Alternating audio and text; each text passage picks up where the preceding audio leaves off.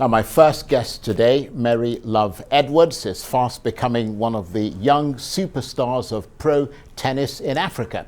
She's won plaudits and prizes around the world for her gutsy performance on the court and is arguably Nigeria's most famous and disciplined tennis player in her class. In the course of her remarkable career so far, she's pushed herself to the very limits of physical endurance, taking on and beating new challenges and winning fans across Nigeria and the continent. In the latest International Federation ranking, she's moved 66 places up, barreling her way into the top 400 players in the world. She's currently at 383rd place. And as Wimbledon carries on in the UK, she pictures herself sparring with the best of them, dreaming of the day when she racks up global triumphs as she strives at the age of just 16 to be at the top of her game. Remarkable, isn't it? And I'm delighted to say that Marylove Edwards joins me now from our studios in Lagos, along with her father, Aniagolu Edwards. Thank you very much indeed to both of you. I don't know if you can, they're still fiddling with your earpiece there. Can you hear me, Marylove? Yes. Yes, we can hear you. We can hear you. Yeah, brilliant. I wish I could hear her a bit louder myself, because I can barely hear her. You're going to probably have to speak a little bit louder, Marylove, but absolutely delighted to have you, along with your father, who is there with you, sitting in the studios of Arise News. Just tell us, I mean, what are those, these are all awards that you've won. Are they little cups there on the table? Tell us about them. These are the medals I won from last week, from the ITF in Abuja, the J5 that happened for 2 weeks. Yeah. So you won 4 separate awards, did you? I mean, or are they all connected to one single award? They are all connected, yes. So 2 is from the first week, and the second 2 is from the second week, which is the doubles and the singles. Well, that's very impressive. Congratulations. And I mean, just first of all, tell us a bit about your background, because I mean, you know, tennis is not the most usual game that you find people playing in this country. I mean, it's not entirely unusual, but it's not what you find people doing sort of on a regular basis. How did you get into playing tennis? I understand you started when you were 4 years old. Yes, I started when I was 4. Actually, my dad introduced tennis to me when I was about 3. Then I started playing when I was 4. Then gradually, eventually started playing tournaments when I was about 9. Won my first tournament at 9 too. And then when I was 13, I advanced into playing ITF juniors, which I'm currently 383 in the world for juniors. Yes, I mean, that's an absolutely brilliant achievement. We're going to talk a little bit about that later on. But let's start from the beginning. As you mentioned, you were 4 years old. I mean, how were you able to even carry the racket? I mean, because, I mean, as a little child, it must have weighed quite a bit on you, didn't it? I mean... Yeah, sure. Well, I just played like... There's different weights for kids. So like I had the junior racket when I was younger. So the more I grew, the heavier the racket. So yeah. Yeah, well, that would seem to make sense. I seem to be hearing a bit of hurl around. I don't know, I hope you're all right there with your earpiece, but I can sort of hear a bit of hurl around in the studio here. But let's just bring in your father briefly, Aniagolu. I understand, I hope I'm not mispronouncing your name, but I mean, were you one of those pushy fathers who pushed your little daughter into playing tennis at the age of 4? Yes. Thank you. Thank you for having me on the studio. this is something I love doing. I'm a sport person all my life, and I was determined to make her a professional tennis player. You know, right from when she was very young. And it has been a very tough, a tough journey. And tennis is not so common in Africa, especially Nigeria as well. And it's a game that is for the elite, people that has money. But at that time, I was just working hard to make sure that I was able to achieve my objective. But along the lines, a lot of people came in to assist my dream, my projects. Number one person was Mr. Mazi Ogo, former corporate affairs director of CBN. This man has been with us at every point in time. In fact, he made it a point of duty to himself. I can remember, the first time Mr. Okorafor met Marylove, the first thing he said was that he said, "A star is born." I always remember that phrase, at that time. That was way back 2013. And since that time, he has never turned back on her. He kept on monitoring her progress. And the man has been spending his private money to ensure that the dream was kept alive. I remember, way back 2014, we were in Dubai. We were in Dubai and we were stranded. We couldn't afford to pay for the coaching fee. We went for a month training tour in Dubai.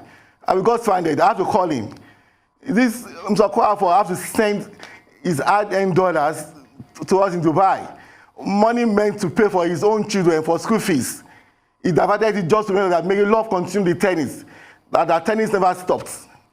And besides of that one, during the pandemic, just last year March, and up to this moment I'm talking to you, he has been the one sustaining our tennis. Every month, Mr. Okorafor, from his own personal purse, still gives us monthly, and he has never failed since March. Right, okay. Well, I mean, that's very impressive, and we appreciate what philanthropists like him are doing for you. But obviously, this interview is more focused on your daughter, who's doing a remarkable job, because obviously without what she's doing, there wouldn't be the things that you're talking about. So let me return to you, Marylove. We were talking a little bit about your background there. I understand you were based in the United States for a while. Is that where you sort of got your mojo, as they say, from? No. Like, before I went to the US, I've always been around. Like, I started my tennis with my dad. Actually, my dad is the one that has been training me since 4. Is the one that actually made me who I am today by God's grace and God's doing too. And yeah, I also went to America when I was 13 for about 3 years, and then I'm back. So yeah. So what difference did going to America make? I mean, you were there for 3 years. What difference did that make to your sort of career? Well, it was really, really different from Nigeria. Like, the facilities were like amazing, with different coaches who have trained professionals such as Serena, Sharapova, past champions, Grand Slam champions, and like meeting new friends, new people entirely, training with professionals, and it was really fun. Thank you. Right, and you, as you said, I mean, you've moved into the top 400 category of the best players in the world. I mean, you're now ranked, as you said, at 383rd in the world. I mean, just tell us what the path to getting there has been like and what it means to you. I mean, I understand that's the highest ranking that you've ever had. Yeah, it's the highest.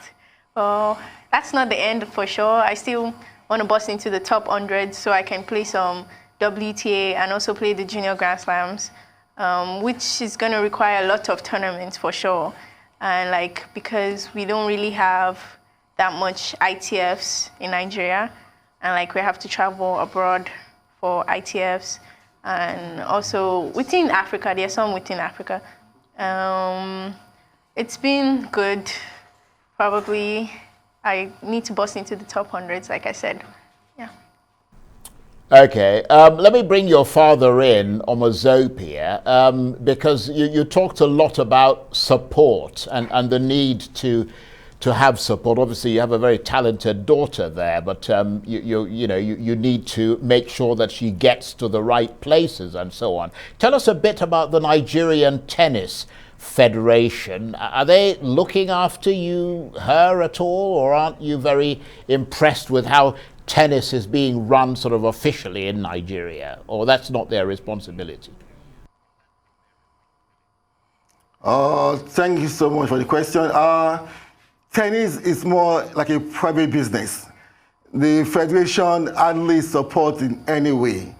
You need to, brush up yourself to be one of the best.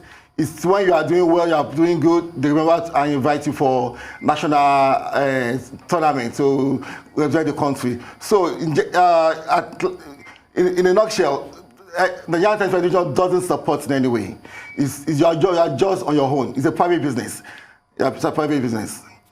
And for Marylove, most of Nigerians have been craving, long and even up to now, that when will a Nigerian start playing WTA Grand Slam, start watching a Nigerian, not a half Nigerian, a full Nigerian person. And I can boldly tell you that Marylove has what it takes to play Grand Slam, to play WTA between now and 2-3 years from now. But it also boils down to financial base. It has to be financial based, whereby we can, like I'm the coach on the fabric. I still need an expatriate to work with me, so that we can both, put it together and give her a sound, way of playing tennis. And as I said, if we have a good, financial support, like let's say 50 million naira now, with 50 million naira now, I can assure you, 2 years from now, 3 years from now, we lost. Okay, well, stay with us. We'll come back and talk with you guys some more. You're watching the Arise interview. Plenty more still ahead as we continue our chat with Marylove Edwards, Nigeria's junior tennis hope, and her father. Stay with us.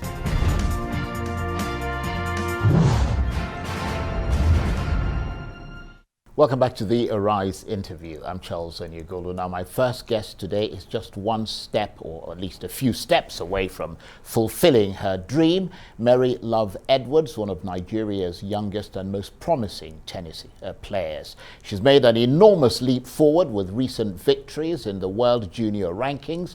At just 16, she's now ranked 383rd in the world after overcoming stiff opposition from the US and Togo and powering through the final to win the International Tennis Federation's Grade 5 competition. But now she's got her sights set on cracking the world's top 100. The question is she driven and inspired enough to do it? And Marylove Edwards is with me from our Lagos studio, along with her father, Omozopia. Thank you very much indeed for staying with us. Let's come to you, Marylove. Now that you've won the ITF Grade 5 competition, I hope I've got that right, what's the next step for you? Where does your tennis career go from here, if you keep up with it?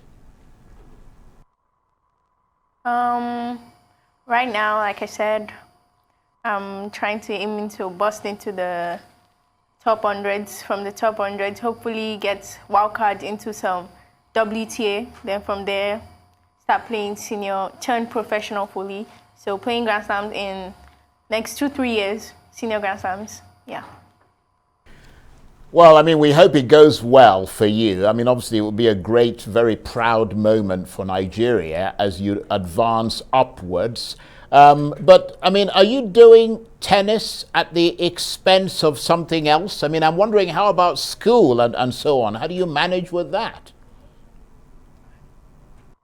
Yeah, I'm into online school. Yeah, I do online school. So I just finished my final year exams. couple months ago. Yeah. When you say final year, you mean what level of sort of final year? WAEC. Right. WAEC. Right. WAEC. Okay. Yeah. And I mean, what about just being a 16-year-old? I mean, you know, we're always curious about these things. How do you manage? I mean, you know, how do you sort of hang out with your friends? Do you make out time for that, or is that difficult to do? As a tennis player, I mean, tennis is my priority. Tennis comes first before everything.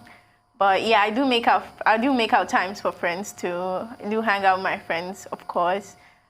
When I'm like on breaks after tournaments, I do hang out with my friends, of course. Right, okay. I only caught the last bit of what you said because there was no fall back in the studio. But I understand that you make out time and you're able to hang out with some of your friends and so on. Now, of course, I'm sure you watch all the big international competitions. I mean, Wimbledon is taking place in the UK. Do you dream of bidding for something as prestigious as that? Will that be a dream fulfilled for you? Yes, actually Wimbledon is my favorite Grand Slam because it's a grass court. I've never played on grass court before, so it's like my favorite. And yeah, I do dream of playing there one day and lifting the trophy by God's grace. Of course, some of the people you admire a lot, I mean, someone like Venus Williams has graced that court many times. Serena Williams, I understand, is the one that, you know, that your people actually compare you to her because apparently you've got a lot of power on the court. Yes. They do call me Nigerian Serena. And that is because anybody who gets in your way, they'd better beware, as it were. Yes. So how did you develop? Is that your serve or your concentration, the power that you unleash on the court? I mean, what is it about you that makes people compare you to Serena Williams? First, I would say my look, like my body structure, and then I also say the way I play on the tennis court. I'm an aggressive baseliner, yeah. So I play with a lot of power. So whoever is facing you, they'd better beware then, eh? Yes. I mean, you talked about Wimbledon, the Grand Slam being your big sort of dream. How far would you say that you are from doing something like that, taking into account the level of experience that you've got at the moment and where you are in the sport? I'll say I'm not too far. Not too far at all. I mean, I do see myself playing professional tennis in next 2 years, so that's not far at all. Right. And is there anything that you've set your mind to sort of wanting to accomplish, for instance, by the end of this year in tennis or in anything else? Yeah, like in tennis, before the end of this year, I want to play more junior ITFs so I can really increase my ranking to like the top level, yeah. Right, and let me bring your father in, Omazopia there, who's sitting patiently by your side. Thank you for staying with us. Obviously, for her to be even more professional than she is and even more proficient than she is, it requires a lot of discipline and I mean, must take up an awful lot of your time to be there supervising her. Yes, thank you so much for the question. Basically, because of our tennis project, I have to quit my regular job because I realized that if I really want her to succeed, I need to give her 100% attention. And I can't give her, part-time attention. I have to quit my job and face her squarely. And I can tell you that, not because she's my daughter, because she has what it takes to be a world champion. It's the type of person that is ready to work with you for as long as she can put her on the court. She never get tired, and she's always ready to learn, and she learn very quick. And she always is, you know, when it comes to discipline, she's so disciplined. Even myself, I do get carried away. Oh God. Hello, can you hear me? Yes, I can hear you loud and clear. You know. All right, thanks. Good. Even myself, I'm always surprised at level of discipline on the court. She never showed, no matter the kind of strenuous practice you make her to go through, she never showed tiredness. She had to go with you for as long as you want her to be. And like I said earlier, I see her playing at that level that everybody has been, you know, craving for when will the Nigerian play Grand Slam or WTA. I see her playing next 2-3 years.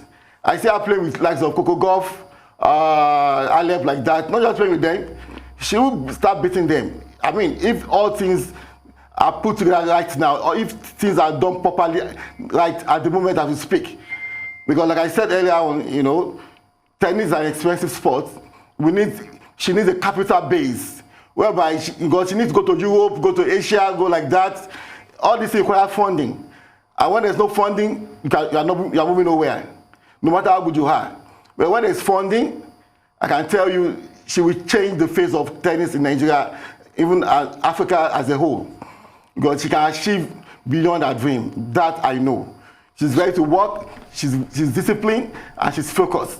But of course, the issue of funding is for dad to worry about, isn't it, Marylove? I mean, for you, the main focus is concentrating on playing tennis and playing it as best you can. So that is something that you've fallen in love with, and that's something you're going to stick with, isn't it? Yeah, that's it. When in terms of the concentration, she has it. But all we're saying is still funding. Right. We need someone to invest heavily. Okay, I think she might have missed my last question there. But I want to thank both of you very much indeed. Marylove Edwards and, of course, her father, Omazopia, for coming in to talk to us today. Thank you very much indeed. You're watching the Arise interview. Plenty more still ahead, including we'll meet one of the big names in US music artist management who's also producing movies. I wonder if he's ever heard of Afrobeats. Stay with us.